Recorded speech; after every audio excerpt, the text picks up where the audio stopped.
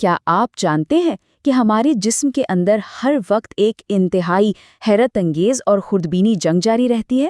جی ہاں، آج کے اس جائزے میں ہم معدے کے السر کی بات کریں گے۔ بظاہر یہ ایک عام سی بیماری لگتی ہے نا؟ لیکن یقین مانیں، اس کے پیچھے چھپی حیاتیاتی سائنس اور ہمارے جسم کا دفاعی نظام آپ کو حیران کر دے گا۔ تو چلیں سیدھا اس کی گہرائی میں چلتے ہیں۔ آج ہم جن 4 اہم چیزوں پر بات کرنے والے ہیں وہ یہ ہیں: معدے کی وہ زبردست حفاظتی ڈھال، اس ڈھال کے ٹوٹنے کی علامات، السر کے اصل مجرم کون ہیں، اور آخر میں یہ کہ معدہ خود کو دوبارہ کیسے ٹھیک کرتا ہے۔ تو چلے سب سے پہلے اس زبردست حفاظتی ڈھال کو سمجھتے ہیں۔ سوچئے، ہمارا معدہ ایک طرح کا تیزاب کا تالاب ہے جو کھانا ہضم کرنے کے لیے انتہائی ضروری ہے۔ مگر ذرا رکیے، اگر یہ تیزاب اتنا ہی طاقتور ہے تو یہ معدے کو خود کیوں نہیں جلا دیتا؟ دراصل ہمارے معدے میں ایک کمال کا دوہرا نظام کام کر رہا ہوتا ہے۔ ایک طرف تو وہ طاقتور ہاضم تیزاب ہے جس کا کام کھانے کو چھوٹے چھوٹے ذرات میں توڑنا ہے تاکہ ہاضمے کے انزائمز اپنا جادو دکھا سکیں، لیکن دوسری طرف اس تیزاب کو قابو میں رکھنے کے لیے ایک گاڑھی میوکس یعنی بلغم کی تہہ موجود ہے۔ یہ تہہ ایک مضبوط دیوار کی طرح معدے کی اندرونی سطح کو اسی کے اپنے تیزاب سے محفوظ رکھتی ہے۔ اگر یہ دیوار نہ ہونا تو معدہ لفظی طور پر خود کو ہی ہضم کر ڈالے گا۔ اب سوال یہ پیدا ہوتا ہے کہ جب یہ نازک توازن بگڑتا ہے تو کیا ہوتا ہے؟ ظاہر ہے، جب حفاظتی ڈھال ٹوٹتی ہے تو ہمارا جسم خطرے کی گھنٹیاں بجانا شروع کر دیتا ہے۔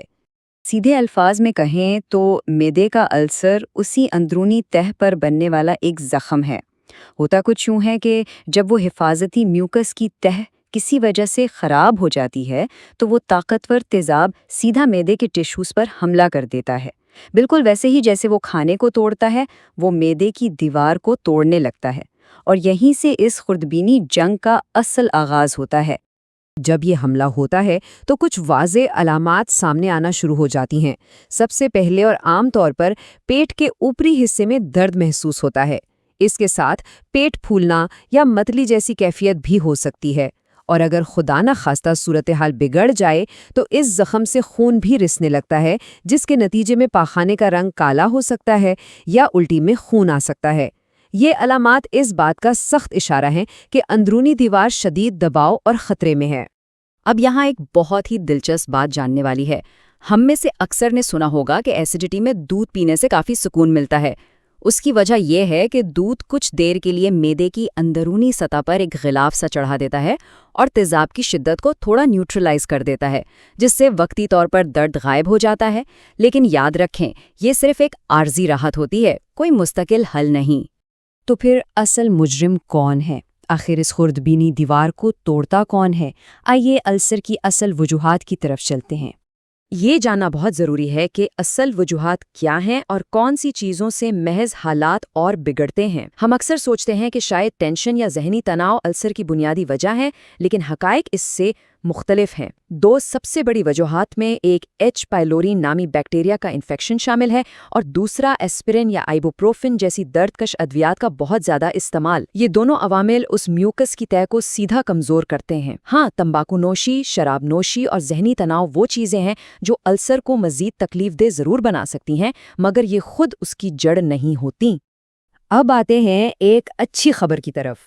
خوش قسمتی سے جدید طبی سائنس کے پاس اس نقصان کو ٹھیک کرنے اور اس اندرونی جنگ کو روکنے کے زبردست طریقے موجود ہیں۔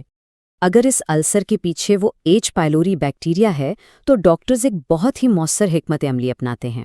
عام طور پر 1 ہفتے تک دن میں 2 بار 2 مختلف اینٹی بائیوٹکس دی جاتی ہیں تاکہ اس بیکٹیریا کا مکمل صفایا ہو سکے، اور اس کے ساتھ ہی تیزابیت کم کرنے والی دوائیں بھی دی جاتی ہیں تاکہ معدے کے اندر کا ماحول پرسکون ہو اور اس زخم کو بھرنے کا پورا موقع ملے۔ یہ طریقہ اس مسئلے کو جڑ سے ختم کر دیتا ہے۔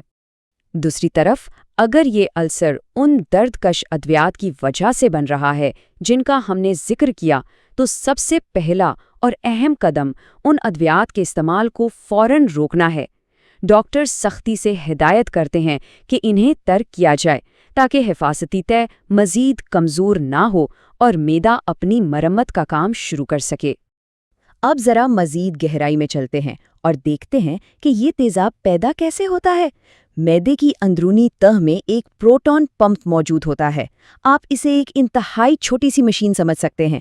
इसका काम हाइड्रोजन आयंस यानी प्रोटॉन्स को मैदे के अंदर धकेलना है, और यकीन मानिए यही वो प्रोटॉन्स हैं जो मैदे के माहौल को इतना सख्त और तेजाबी बना देते हैं। तो यहाँ सबसे अहम बात यह है कि दो मुख्तलिफ तरह की दवाएं कैसे काम करती हैं। एंटासिड्स जो हम अक्सर इस्तेमाल करते हैं वो बहुत तेज़ काम करते हैं। वो फौरी तौर पर मौजूदा तेज़ाब को बेअसर करके हमें जल्दी राहत देते हैं। लेकिन दूसरी तरफ प्रोटॉन पंप इनहिबिटर्स या पीपीआईज कदरे सुस्त रफ्तार हैं। वो इस छोटी सी मशीन को ही तेज़ाब बनाने से रोक देते हैं, जिससे मैदे में एक पुरसुकून माहौल बनता है और जिस्म कुदरती तौर पर खुद को शिफा दे पाता है।